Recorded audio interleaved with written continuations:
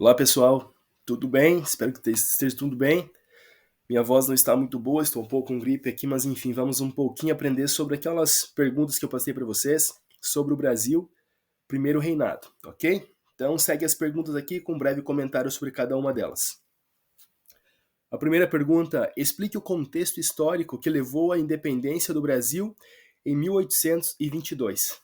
Bom, como nós sabemos, ela foi precedida ali pela transferência da corte portuguesa para o Brasil em 1808, devido às invasões napoleônicas, a qual Napoleão ameaçou e invadiu posteriormente lá Lisboa, capital da França.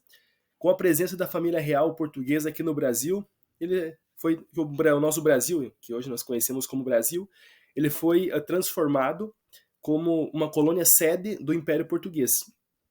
Aí seguindo ali, essa transformação do Brasil para um império, ali, para uma colônia sede, ele permitiu maior autonomia administrativa e também econômica para o nosso país. Também a abertura dos portos em 1808 e a elevação ao Reino Unido de Portugal, Brasil e Algarves ali, também foram passos importantes para que ocorresse posteriormente a independência do Brasil. E também, claro, alguns processos ali tal de tensões entre a elite agrária e o governo brasileiro que a elite agrária estava sendo desagradada em algumas questões ali, além de alguns movimentos regionais que nós vamos ver posteriormente. Eles levaram essa independência aqui do Brasil em 1822. Ok? Próxima pergunta. Quais foram alguns os principais conflitos durante esse reinado e como eles impactaram o governo de Dom Pedro I? Bom, os dois principais conflitos que nós vemos aqui foi a Confederação do Equador. Confederação de alguns estados que ficam lá no Nordeste brasileiro. Lembrando que nesse período não eram estados como nós conhecemos hoje, eram as províncias e elas eram praticamente independentes ali tal, elas não respondiam diretamente ao que o imperador ali. E as elites desses estados lá do Nordeste estavam sendo desagradadas, não estavam compactuando com algumas ideias de Dom Pedro, então alguns estados reuniram-se revoltar contra o imperador, essa confederação, e do Equador porque ficava próximo à linha do Equador lá. Também nós temos a Guerra da Cisplatina, aqui no sul do nosso Brasil, também que envolvia o país da Argentina, e que era próximo e tal ali, que resultou, resumindo ali, na independência do Uruguai, que o Uruguai se tornou um país. Ela ocorreu entre 1825 e 1828. Esses conflitos que tiveram, esses dois principais aqui, eles drenaram os recursos que o país já tinha. O país já estava endividado e eles aumentaram, claro, com certeza o descontentamento e enfraqueceu ainda mais a posição que Dom Pedro I já estava perdendo ali. Próxima pergunta. Descreva as principais características da Constituição de 1824 e o impacto do poder moderador. A Constituição de 24 ela foi outorgada, ou seja, foi imposta pelo imperador para as pessoas, não teve uma participação popular, o povo, enfim, ele não ajudou a confeccioná-la. Nessa Constituição aqui foi instituída os três poderes, que eram os mais comuns, executivo, legislativo e judiciário, mas também foi posto o poder moderador. O que seria o poder moderador? O poder moderador era o poder que dava plenos direitos ao imperador de vetar qualquer uma das leis que fossem impostas pelos três poderes, sempre favorecendo ao seu mandato, ao seu império e tal ali. Então, apesar de ter alguma participação do Senado, enfim, o poder ainda era totalmente autoritário devido a esse poder moderador, que ele podia reverter qualquer outra lei que fosse contrária aos seus interesses. Então, resumindo ali, a autoridade de intervir nos demais poderes. Também nessa Constituição foi instalado o voto censitário. O que seria esse voto censitário? Esse voto censitário seria apenas pessoas com posses que poderiam votar. Foi instituída também a religião católica como oficial do Estado, sendo permitido que outras religiões protestantes fossem, mas em cultos mais fechados, não abertos. Dando sequência aqui na nossa próxima questão. Quais foram os principais produtos exportados pelo Brasil durante o primeiro reinado? E quais foram os desafios econômicos enfrentados? Bom, durante esses primeiros anos aqui do nosso Brasil, os principais produtos que foram exportados foram o açúcar, o tabaco e o algodão. Mas, no entanto, os preços internacionais ali que estavam circulando com esses produtos estavam muito em queda, estavam em baixos. Isso acabou sendo muito prejudicial para a economia brasileira. Também os gastos com os conflitos que estavam ocorrendo no Brasil, tanto lá na região Nordeste como no sul do país, na Guerra da Cisplatina, também foi muito complicado ali tal, juntamente com essa queda dos principais produtos de exportação do país, aonde aumentou ainda mais as dívidas que o país já tinha por ter pegado, principalmente aqui na Guerra da Cisplatina, muito dinheiro emprestado da Inglaterra, o que favoreceu ainda mais o descontentamento aqui das elites agrárias, enfim, do restante da população brasileira para com Dom Pedro I. Qual foi o impacto cultural do primeiro reinado na formação da identidade brasileira? Bom, o impacto cultural foi através principalmente ali da criação da imprensa régia que ela incentivava para que as pessoas elas tivessem mais um sentimento nacionalista, fomentando o início desse sentimento nacionalista aqui, com a circulação de jornais e livros para tornar as pessoas um pouco mais intelectuais, no sentido aqui. Também definia essa brasilidade aqui, separando-se um pouco dessa herança portuguesa, que até então estava tão enraizada. Também foram criados ali os símbolos nacionais, como o hino nacional, a bandeira nacional e o brasão de armas. E também se iniciou nesse momento aqui uma discussão sobre a nacionalidade do Brasil, já que era composto por diversas etnias. Ali passou que não era somente dos portugueses que eram formados, mas de diversas partes do planeta até esse novo país estava se formando ali através dessas pessoas de várias etnias.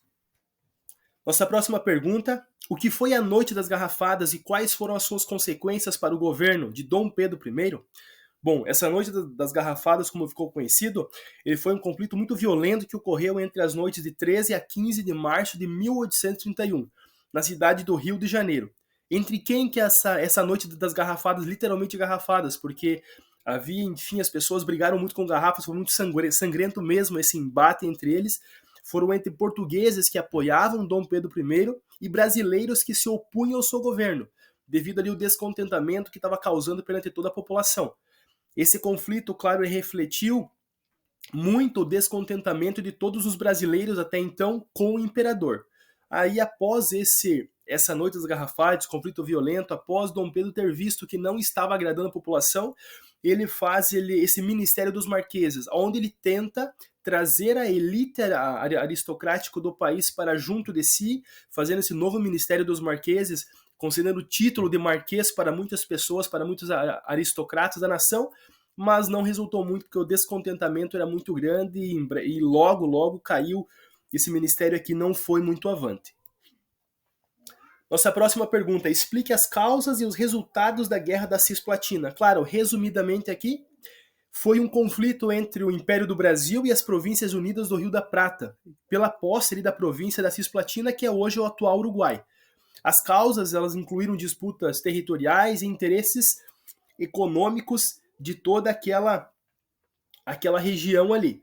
O Brasil, claro, ele foi derrotado militarmente e, como solução, a província da Cisplatina foi declarada em um estado independente. Aí houve a criação do Uruguai.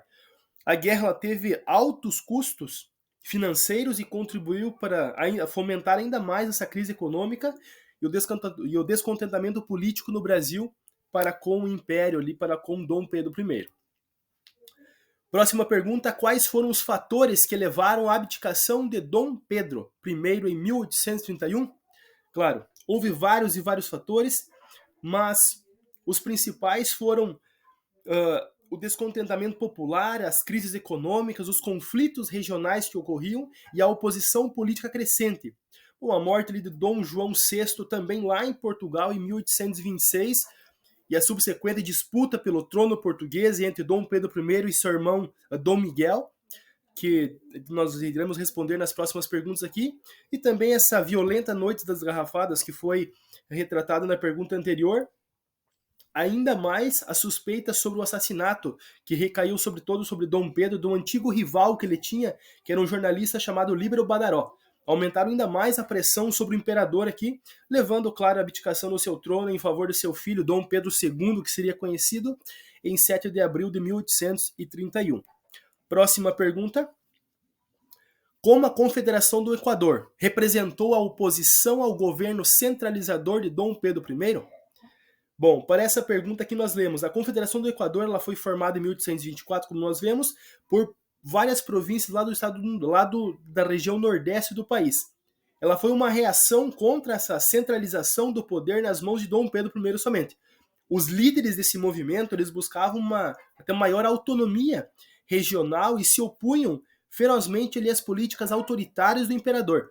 A revolta foi rapidamente reprimida, claro, pelo governo imperial, demonstrando uma grande fragilidade dessas relações entre o centro do poder ali, que era Dom Pedro, o imperador, o império, com as regiões periféricas do país. Intensificou ainda mais o descontentamento com o governo central, aqui com o governo de Dom Pedro. E vamos lá para a nossa última pergunta. Qual foi a situação de Dom Pedro I em relação ao trono português após a morte de Dom João VI? Vamos lá, após a morte de Dom João VI, pai de Dom Pedro I, lá em 1826, lá em Portugal, Dom Pedro I, que era também herdeiro do trono português, além de estar no Brasil aqui, ele teve que assumir brevemente como Pedro IV lá em Portugal. Ele abdicou em favor de sua filha Maria da Glória, mas ele propôs um casamento entre ela e o seu irmão Dom Miguel, que deveria respeitar uma constituição portuguesa que havia no momento lá. Mas, no entanto, Dom Miguel ele usurpou o trono, ou seja, desrespeitou a Carta Magna, dividido entre os tronos brasileiro e português ali, enfrentando uma crescente oposição aqui no Brasil. Dom Pedro, enfim, decide abdicar o trono brasileiro em 31 para o seu filho e retorna lá para a Europa, lá para Portugal, para lutar pelos direitos de sua filha, ok? Então aqui nós vemos nossos